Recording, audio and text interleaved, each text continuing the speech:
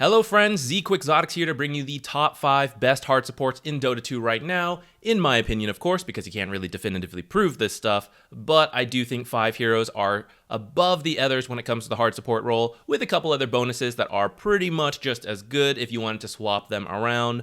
But I know you'll ask about all the other heroes, so here is a rough tier list. You don't have to skip to the end of the video, I'll just lay them all out here. You could, of course, probably move heroes up or down just a little bit. It is just a rough estimation from my feelings, from what I've seen in the pro matches, from data. But, of course, I don't have, extensive research into every hero because I have limited time. So maybe I am undervaluing some of these heroes, but the fact that I don't see them that much, the fact that their win rates aren't that great, right, I don't think they're the best.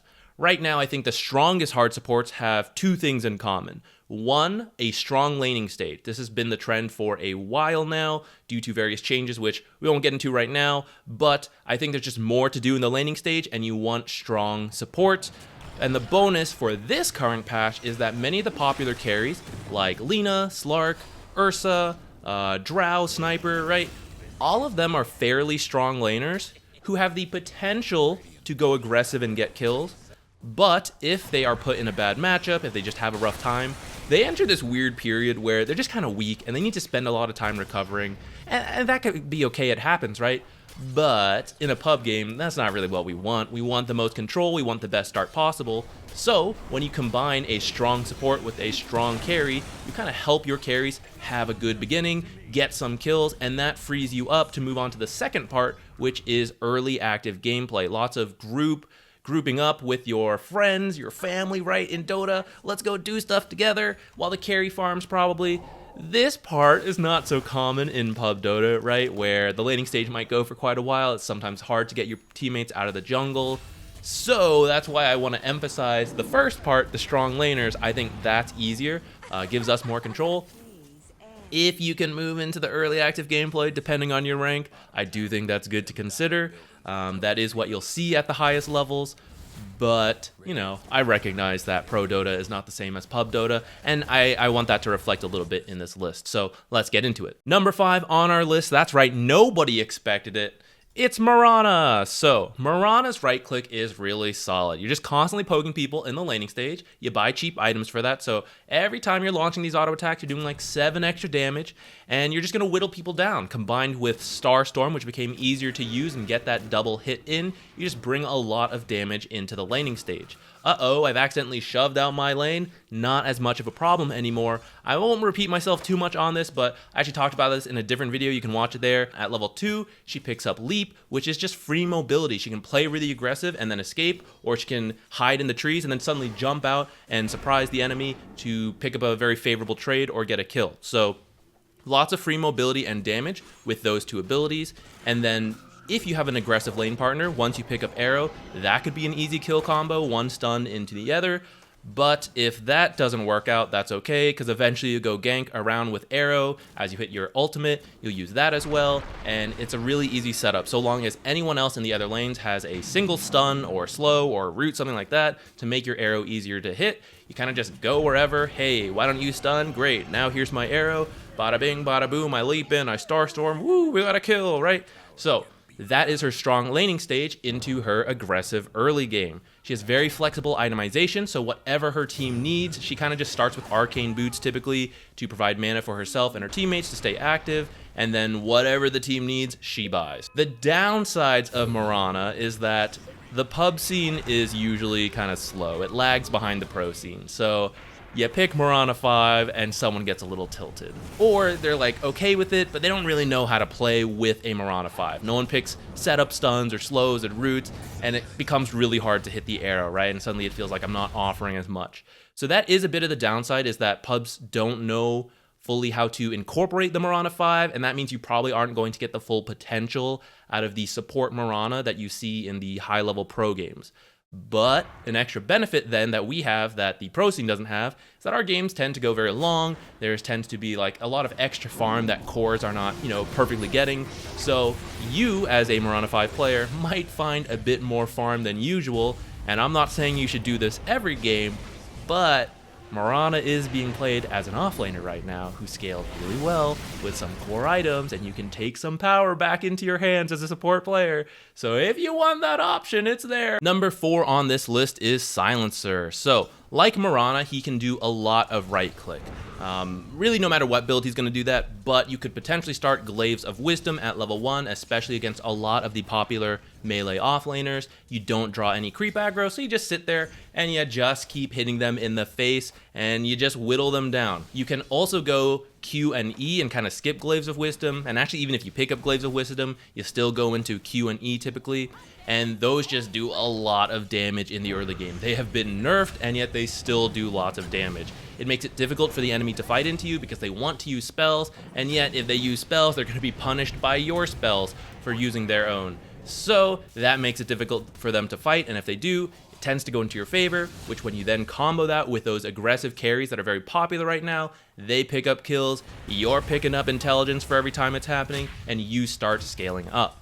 After your laning stage, you pick up your ultimate, and it pretty much guarantees that many of the early team fights are going to go into your favor because everyone's picking these strong early supports. Oh yeah, we're going to cast these spells, never mind global silence, and we're just going to stand here awkwardly because we don't have dispels yet. It's 10 minutes into the game. So you win a lot of the fights from like 10 to 20 minutes, and that just puts you in the lead. You're getting a lot of intelligence every time you're successfully winning these team fights, so that by the time they're picking up dispels, you're in the lead, and your silences aren't as powerful, but you're kind of hoping your team will carry you from here.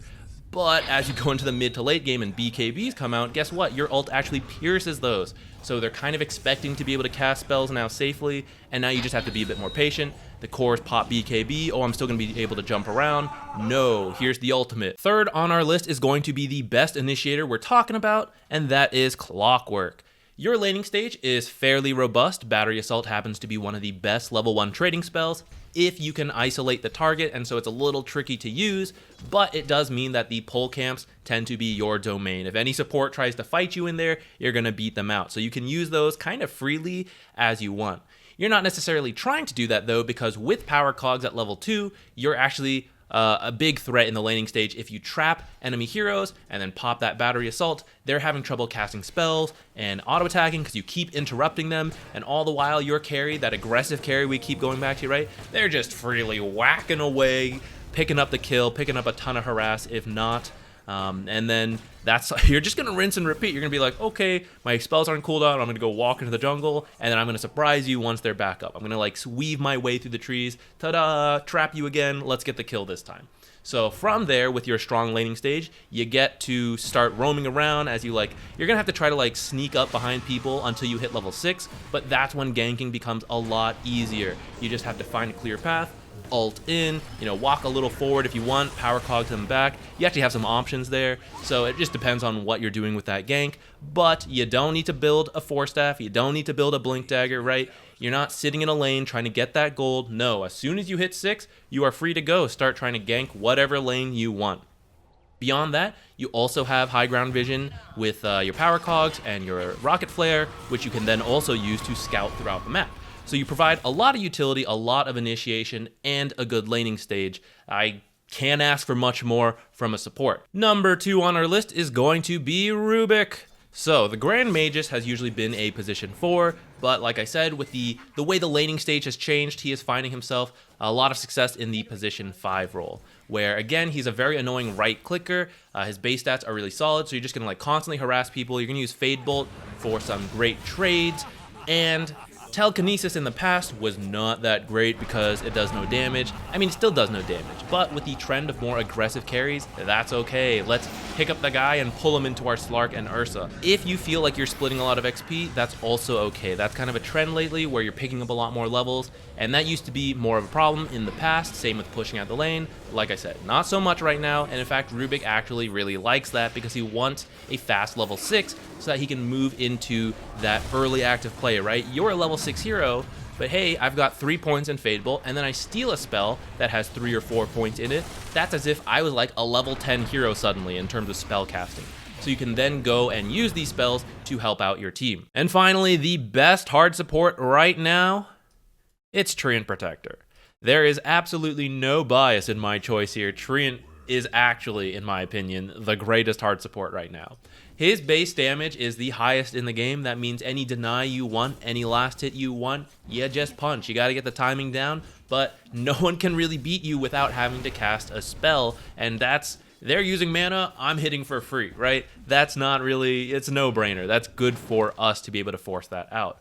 But that's not fully what we're looking for, right? We actually want to punch the enemy, and that's what we have 2 slows for. Nature's Grasp and Leech Seed, which got buffed, is now easier to use with the extra cast range, and it does more damage and heals you more. That makes it a lot easier to take trades. When you walk in, you Leech Seed, they're trying to fight you, but you're healing, they're taking extra damage, and they have to run away. You get one more punch in, and you slowly win this war of attrition. It's actually not that slow because you do a lot of damage. You can also do a build that's more like Leech Seed and Living Armor. Those are for matchups where you have someone like Naga Siren, Spectre, Faceless Void. Actually, it can happen with the other carries as well, but that's when you're not being as aggressive. You don't need 2 slows. You want the heal from Leech Seed and the armor and heal from Living Armor, and you get the levels you need, the first like 2-3 levels, but then you can kind of keep your carry more independent with those skills. You kind of show up, heal them, and then back away, do pulls, stuff like that. You're going to max Living Armor so that no matter where you play on the map from here, you can help your team. You can heal the carry as you leave them alone in the safe lane. You can help your mid laner who's like trying to feed in the mid lane, but you're like, no, take this armor, right? I'm going to keep you relevant, right? If you go play with your off laner, they're diving, heal them up, make them even tankier. So you can kind of help everywhere with Living Armor. It's not so good anymore at just holding a tower forever because the heal has been nerfed. It's more about the armor bonus it provides, but the heal is still useful, just not in the same way it was in the past. So try not to like sit in a tower forever. You can do that for a little bit, but Treant right now is looking to be a lot more aggressive with the Leech Seed and the Living Armor. He picks up Arcane Boots, so as long as he has mana, he can heal himself and his teammates all the way up, so everyone can keep being active. Once you pick up the Shard, you can also now set things up, right? You kind of like hunt people out invisibly, punch them to root them, hit them with a double slow, and then ult if you need to.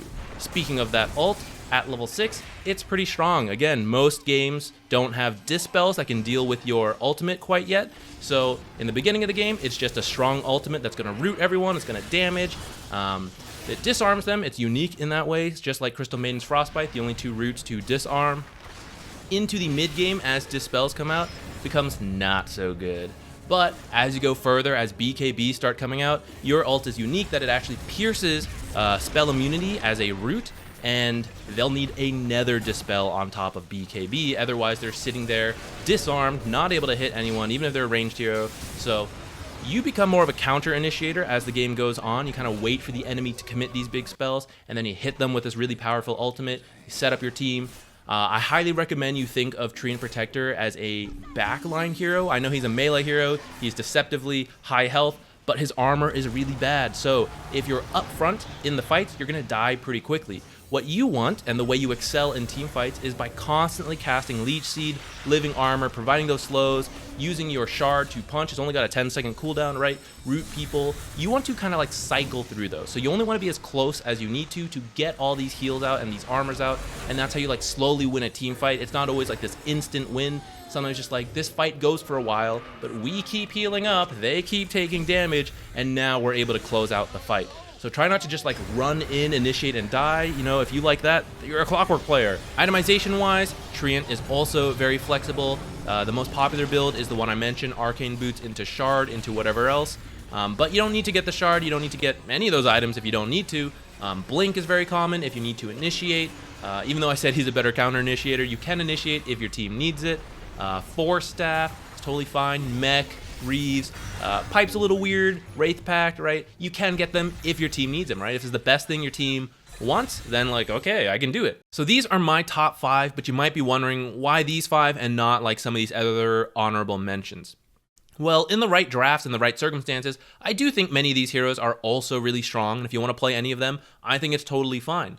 But in my mind, in the long term, in like common matchups, right? If we're playing Dazzle, that means the enemy might be playing one of these common supports. And I think that matchup favors these supports, right? You're trying to be a Dazzle and then a Silencer, global Silencer, right? Like, I can't. I literally can't do anything. Because even though I build Greaves pretty fast, right, it still takes me time. You're probably not picking up to like 20 plus minutes. And like I said, that means from like 10 till you ever pick it up, right? Silencer, he totally counters me. I have nothing to do every time he has his ult or he silences me. Or this Clockwerk hook shots onto me and I don't get to cast any spells. Or I finally do, and then Rubick is stealing my stuff and doing more damage and setting things up more aggressively than me, right? If you want to play Crystal Maiden or any kind of channeling hero, right? Try to channel my ultimate. Canceled and stolen, and now he's ulting in front of my face. That's a little insulting, right? Overgrowth. And then massive heals countering a lot of these AoE big spells. Jakiro, right? I think he's actually fantastic. But Rubick, best counter matchup out there. Legion Commander, another fantastic offlane pick right now. Also doesn't like that matchup, right? So, in my opinion, just on average, these top 5 supports have like the most favorable games typically. When you're like putting in whatever drafts, right? They excel in so many different lineups, whereas some of these supports are like, well, I don't like playing against Silencer. I don't like playing against Rubick. I don't like Clockwerk, Mirana, Treant, right? These heroes just offer a bit more consistently than these other ones. But like I said, if you don't like these heroes and you like these heroes instead, that's still okay. I think many of these are strong as you move further down. As long as you know how to play these heroes, I think they're also strong. Even as we get into the bad tier, right? As long as you know what you're doing, that's the most important part. Playing a strong laning stage into the active gameplay. But if you're building like the Midases, if you're playing for the ultra late game, I don't think that's ideal right now. Now, granted, pub games tend to go long. There tends to be more greed. That's why heroes like Warlock still have a very good win rate, even though he doesn't really fit what we're talking about, right? He's not really this like early tempo hero. But because pubs do go that way, there is still room for that. So I'm not saying you can only play these heroes, but depending on your bracket, how much it's fitting the meta, I do think many of these heroes do well, no matter what you're experiencing. Long games, I still think these heroes are all doing great in those games. Early games that follow the meta, right? Then I love these heroes. That's what the pros are playing, right? They are good heroes. So that's kind of why I have these heroes as the top 5. Over some of these others. But if you do like any of these honorable mentions, I think they're all perfectly viable. Thank you for watching. I hope you found that helpful. If you want to know a bit more about why the laning stage is more important, why there's early tempos, I did talk about that in a separate video. I will link it. The only outdated part of that is that Wraith Pack, not as broken as it used to be. So you don't have to buy that every game. Buy whatever your team needs, like the mech that got buffed. The 4-staff is a great default if you're ever unsure. But you still want strong laners, early active gameplay, and I will look to make some guides or at least gameplay videos about some of these heroes if you're interested in them. And if I didn't talk about any of your heroes and you'd like to make a case, please leave a comment. I'd love to hear about it. Thank you. I'll see you in the next video.